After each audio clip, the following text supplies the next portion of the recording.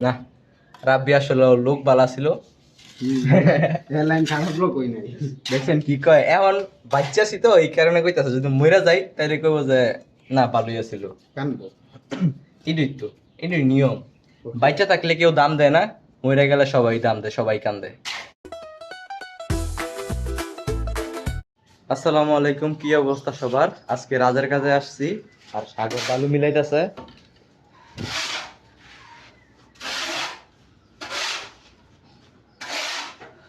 তো আজকে সারাদিন কি কি করি এইগুলো নিয়ে আজকের ব্লগ। আর আজকে খুব সম্ভবত লিঙ্কটেনের রুশে দিয়া গাঁথনি হইব। তো এই গাঁথনির কারণে বালু। তো সাথেই থাকেন, দেখতে থাকেন। তো আমরা এখানে বালু মিলায় পেইন্টটা সাগরে দিয়ে দিছি, এখন সাগর খালি গাঁথনি করব। আর আঙ্গু আরেকটা মিস্ত্রি আছে, হয়ে গেছে নাস্তা করতো।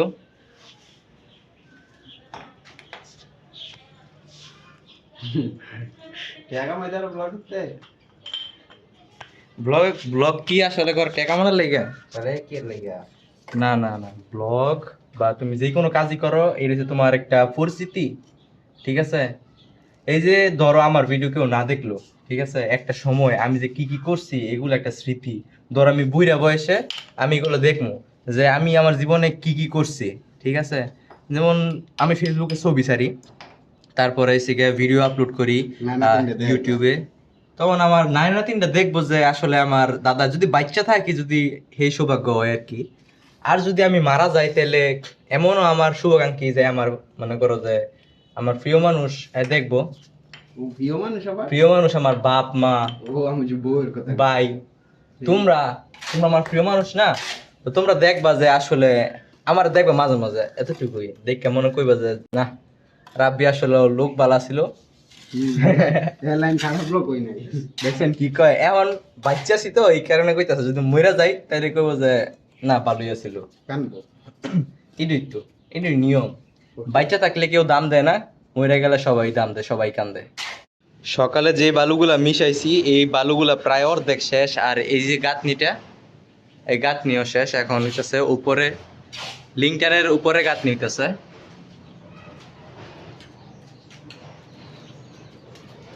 ওই যে আরেকজন চিপার ভিতরে শহীদুল্লাহ ভাই চাইছে যে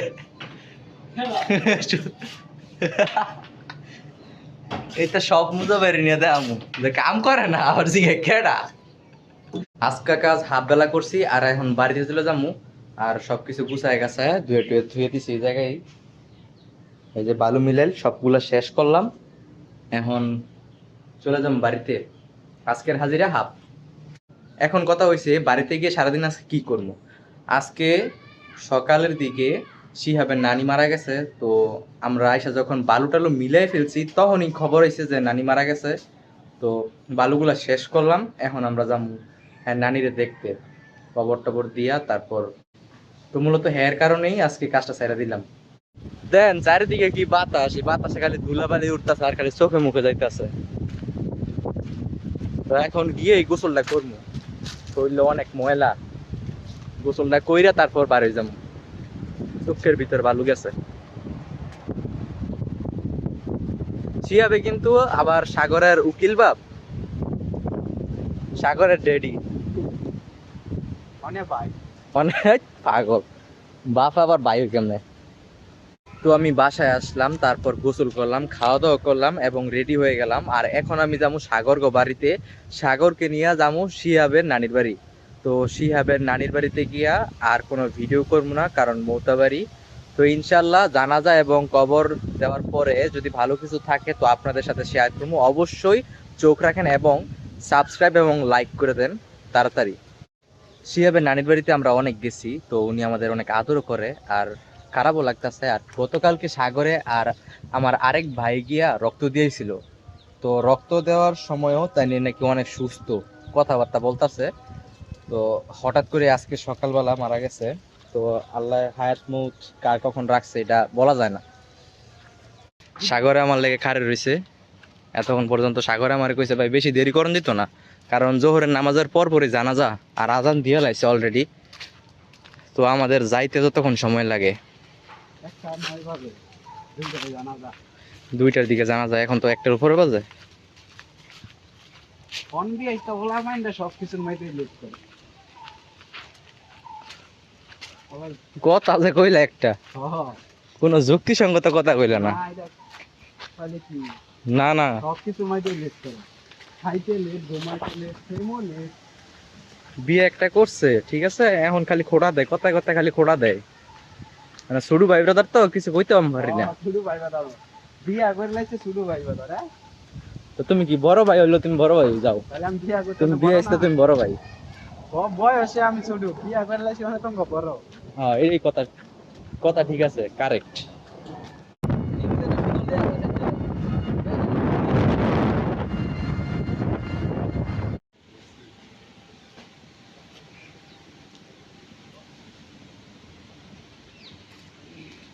শিহাব মামার নানির কবর দেওয়া হয়ে গেছে, এখন আমরা যাইতেছি একটু সামনে আরেকটা গুরুস্থান আছে।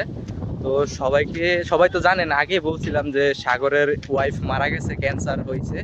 তো আজকে প্রায় 38 দিনের মতন, হ্যাঁ তো আজকে 38 দিন হয়েছে। তো সাগর আবার যাইতেছে ওর কবরের মানে ওয়াইফের কবর জিয়ারত করার জন্য। তারপর আমরা আবার বাড়িতে চলে যাবো। সবাই দোয়া করবেন, সাগরের ওয়াইফের জন্য। খুব অল্প বয়সে মারা গেছে। আসলে সাগরের ওয়াইফকে যে জায়গায় কবর দিছে ওই জায়গাটা সাগরের বাড়ি থেকে অনেকটা দূরে। তো এতটুক দূরে কবর দেওয়ার কারণ হইছে, গত 1.5 বছরের যাবত ওর ওয়াইফ অসুস্থ ছিল। তো 1.5 বছরের ভিতরে যত খরচ পাতি হয়েছে সবকিছুই, মানে সাগরের ওয়াইফের একটা বড় বোন আছে। তো আমার দেখা মতে আমার জীবনে অনেক মানুষই দেখলাম যে সন্তান, তারপর হচ্ছে গিয়ে বাপ মায়ের ফালা দেয়, বাপ মা সন্তানরে ফালা দেয়, ভাই বোন দেখে না। তো সাগরের ওয়াইফ এমন একটা বড় বোন পাইছে, মানে নিজের মায়ের মতন। তো মানে মানুষটা অনেক ভালো, কি বলবো, একের বলার বাইরে। তো উনিকে অনেক আদর করতো, অনেক ভালোবাসতো। তো উনি চাইছে যে উনার তো ভবিষ্যতে যদি মারা যায় তো এই জায়গায় কবর দিব। তো উনি চাইছে যে ওনার ছোট বোনকে এই জায়গায় কবরে রাখুক, এই জায়গায় দেখ। তো সাগর আর কিছু বলে নাই, সাগরও তেমন বাধা দেয় নাই। আর সাগর তো নতুন নতুন বিয়ে করছিল, ওর বয়স খুব কম। তো এখন পর্যন্ত এস্টাবলিশ হয় নাই যে ওর ওয়াইফের চিকিৎসা বা খরচ ওগুলো চালাইবো। খুব শর্ট টাইমে অসুস্থ হয়েছে এবং বেশি দিন লাগে নাই। আসলে ক্যান্সার এমনই, ক্যান্সার এমন একটা জিনিস যেটা আপনারে তিলে তিলে শেষ করে দিব একবারে। তো প্রায় সাগরের মন অনেক খারাপ থাকে। তো আমরা বুঝাই, চেষ্টা করি ওর সাথে হাসি খুশি ব্যবহার করার, হাসি খুশি রাখার। এমনিতেও অনেক হাসি খুশি, কিন্তু ওর যেহেতু ওয়াইফ মারা গেছে তো আমরা ওইটা জিনিসটা আসলে মানায় নেই, বুঝি। তো এই যে সামনে আমরা আইসা পড়ছি, এই যে সামনে অটোটা, এই জায়গায় ওর ওয়াইফের গোরস্থান। সাগরের ওয়াইফ যে এত অল্প সময় মারা যাবো আসলে কল্পনাও করতাম পারি নাই। এমন সিচুয়েশনে মারা গেছে, আমি আর শিহাব মামায় মানে বলতাছিলাম যে মঙ্গলবার দিন আসলে যে সাগরের ওয়াইফকে হাসপাতালে দেখতে যাওয়া দরকার। মানে অনেকদিন যাবত হাসপাতালে হেরা। তো শুক্রবারে যামু। তো আল্লাহর কি কুদরত, শুক্রবারে এসে মারা গেছে। একদম রোজার মাস ছিল, তো শুক্রবারে মারা গেছে। তারপরে আর কি আল্লাহ নিয়ে গেছে, আল্লাহর পছন্দের মানুষ, আল্লাহ আগে আগে নিয়ে যায়। তো বাড়িতে এসে পড়ছি। আর শিহাবের বাড়ি, সাগরের বাড়িতে আজকে কবর জিয়ারত করার পরে মনে হয়েছে আমাদের জীবনে আমরা কত ভুল করি, কত মানে পাপ করি সময় সময়।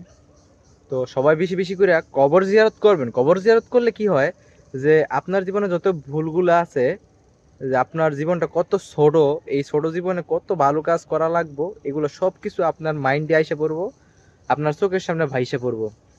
তো যত খারাপ কাজ, পাপ কাজ, সব কিছু থেকে আপনি দূরে থাকতে পারবেন। আর আজকে গোরস্থানে যাওয়ার পর মানে এত খারাপ লাগছে জিনিসটা দেখে। আজকে যেখানে শিয়াবের নানিতে কবর দিছে পাশেই আরেকটা কবর খুঁজছে, মানে পাশাপাশি 2টা কবর, একদিনে 2টা মানুষ মারা গেছে। আবার তার সামনেই হচ্ছে গিয়ে সাগরের বউর গোরস্থান। তো বলছি তো কিছুদিন আগে মারা গেছে, খুব অল্প বয়সে। আসলে এগুলো জিনিস দেখলে এবং ভাবলে তখনই মানে মনটা কেমন মানে ভালো হয়ে যায় যে না, আমার জীবনে আমি অনেক খারাপ কাজ করছি। আল্লাহর কাছে তোয়াবা করি যে আল্লাহ আমাদের সবাইকে মাফ করে দেখ। আরেকটা জিনিস আমি আপনাদেরকে দেখাই। আসলে আমি এই ছোট একটা বাগান রে অনেক যত্ন করছি, যত্ন করার পরে দেখি যে কিছুই হয় না, এই কারণে আমি যত্ন ছাড়িয়ে দিছি। তো যে টমেটো গাছগুলো আছে এইগুলা শেষ হয়ে যেতেছে আস্তে আস্তে, অল্প কিছু টমেটো আছে। তো এখন মনে হয় কিছু নিয়ে নিয়ে খায়, তো বেশি হয় নাই। তারপর বাগুন গাছগুলা বৃষ্টির পর থেকে মানে একটু মারছে, তো কিছু কিছু বাগুনও হয়েছে। এই যে দেখেন ফুল হয়েছে, এই যে ফুল হয়েছে। তারপরে যে মরিচ গাছ, এইটা আমার আপু দিছিল। তারপর ভাই কিছু মরিচের চারা আনছিল। আমি আমার রুমের যে রুমে থাকি ওই রুমের পিছনে অন্ধকার তো, আর মানুষের যাওয়া আসাও কম, তো মাটি একবারে অনুর্বর। তো এগুলো লাগাইছিলাম, তারপর আর বড় হয় না, প্রায় 2 মাস হয়ে গেছে, যেমন লাগাইছি তেমনই। তো মায়ে একদিন এইভাবে বস্তা পদ্ধতিতে মায়ে লাগাইছি চারাটা, তারপরে দেখলাম যে গাছের মধ্যে অনেকগুলো ফুল ধরছে। তো আমি আইডিয়া করে লাগাইলাম এই যে বস্তা পদ্ধতিতে, এগুলোর মধ্যে অনেক কিছুই দেয়া আছে, সার কিছু দেই নাই। কিন্তু ওই যে মরিচ গাছের মধ্যে মনে হয় পোকা ধরছে। এই গাছটা একটু ভালো, এই যে ফুল আসছে মাশাল্লাহ। তো কিছুদিনের মধ্যে মনে হয় মরিচ খাইতে পারবো। তারপরে আমি আমার মায়ের বলছি যে আমাদের বাড়িতে যত শাকসবজির খোসা মানে যত কিছু আছে সবগুলা যখন আপনি কাটার পরে তখন এই যে আমাদের বাড়ি, এই বস্তা আমি এখানে দিয়ে দিছি। তো মা এখানে সবকিছু এইখানেই না রাখে। যে দেখেন খাল, আলু, তারপরে যে তরমুজ খাইছে, কলার খোসা সবকিছু। তো এগুলো আমি এক জায়গার মধ্যে মাটির সাথে মিক্স করে একটা সার বানাবো, তারপর বস্তা পদ্ধতিতে আমি আরো কিছু গাছ লাগাবো। এই যে গাছে লেবু হয়েছে, বাড়িতে সরফা গাছ আছে, পেয়ারা গাছ আছে। তো সরফা এখন আমরা তেমন ভাবে খাই নাই, কিন্তু ইঁদুরে খায় খায় ফালায়। এই যে আমি দেখাই, এই যে গতকালকেও খায় ফেলাইছে। এই যে সরফার খাল, আরো আছে সরফা,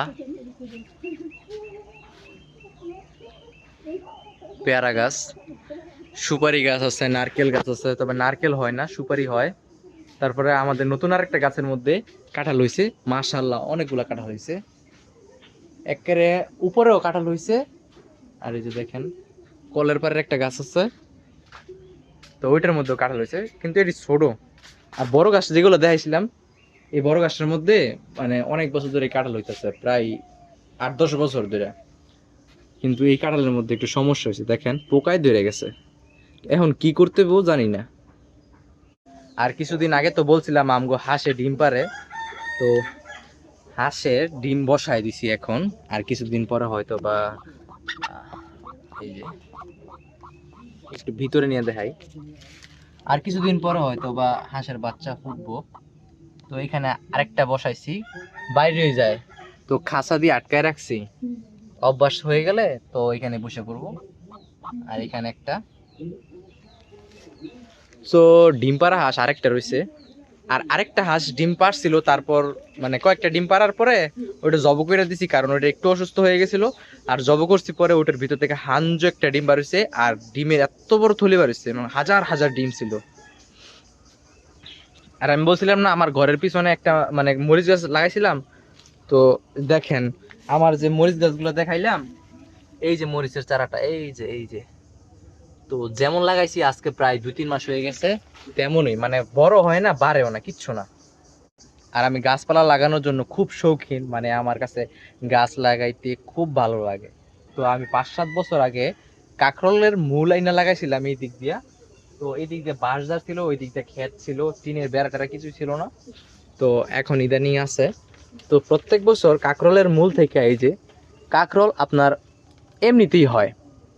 তো বাঁশঝাড়ের মধ্যে যখন হয় তখন খুব বেশি কাঁকরোল হয় যে আমি তা বলবো না, কিন্তু কাঁকরোল হয়। যে কাঁকরোল মনে করেন যে হয়তো বা 5-7 দিন আমরা তরকারি রাইন্দা খাইতে পারি এরকম।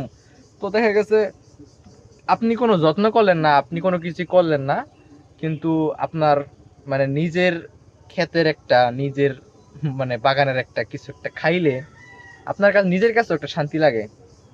ঠিক আছে, কারণ তরকারির দাম তো মানে অনেক উঠানামা করে, অনেক দাম হয়ে যায় মাঝে মাঝে, যে 80 টাকা 120 টাকা কেজি হয়ে যায়।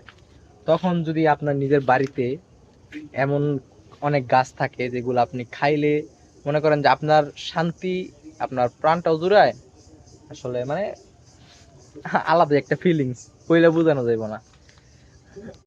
তো এই ঘরের মধ্যে আমি থাকি, যারা যারা আমার আগের ভিডিওগুলো দেখছেন তারা অবশ্যই জানেন। আর আমার ঘরের সামনে কিন্তু এই যে এই জায়গাটা আমরা হাঁস বন্দি করে রাখি, এই যে নেটের বেড়া। তো এই জায়গাটা কিন্তু খুব নোংরা, আসলে এই জায়গাটা নোংরা ইচ্ছা করে রাখছি, কারণ এই যে দেখেন গতকালকে আমি নদী থেকে কচুরি ফুল আনছি, তো এই কচুরি ফুলের বড়া বানাইছে, কালকেও খাইছি আজকেও খাইছি। তো যে শাকসবজির খোসা এই যে এগুলা এই জায়গায় পড়ে থাকে, এই জায়গায় পচে। তো পচলে কি হয়, মাটিটা মানে অটোমেটিকলি সারে পরিণত হয়। তো এই সারগুলা, এই মাটিগুলা আমি নিয়ে বস্তার মধ্যে ভইরা বিভিন্ন ধরনের চারা লাগাই। মানে নর্মাল যে চারাগুলা এটা থেকে অনেক মানে বেটার হয়, অনেক তাড়াতাড়ি বড় হয়। যেমন আমার মরিচ গাছগুলো দেখাইলাম না, তো আমার আগের ভিডিওতে দেখাইছি আমি এইখান থেকেই মাটিগুলা নিছিলাম। সো আই হোপ আপনাদের কাছে আমার ভিডিওটা ভালো লেগেছে। যদি ভালো লাগে তাহলে অবশ্যই একটা লাইক করবেন, সাবস্ক্রাইব করবেন আর কমেন্টে জানাবেন। আর সবাই দোয়া করবেন সাগরের ওয়াইফ শিয়াবের নানি এবং পৃথিবীতে আজ পর্যন্ত যত মানুষ মারা গেছে, যত মানুষ অসুস্থ, তারা যেন সুস্থ হয়ে যায়, এবং যত মানুষ মারা গেছে তারা যেন কিয়ামত এবং হাসরের ময়দানে রাগ পর্যন্ত একটা শান্তির একটা ঘুম দেয়, জান্নাতের বাগান বানায় দেয়। আসলে আমার এইসব মাথার মধ্যে ঢুকে গেছে না, আমার কথা আইকা দিতেছে গা, মানে আমি কি কমু আমি কিছুই বুঝতে পারতেছি না। তো সবাই একটা লাইক এবং সাবস্ক্রাইব করে দেন, কমেন্টে জানান আমার ভিডিওটা আপনার কেমন লেগেছে। ভালো লাগলে অবশ্যই ভালো কমেন্ট করবেন, এবং যদি ভালো না লাগে তাহলে অবশ্যই জানাবেন কি করলে আমার ভিডিওটা আরো ভালো হবে। আসসালামু আলাইকুম।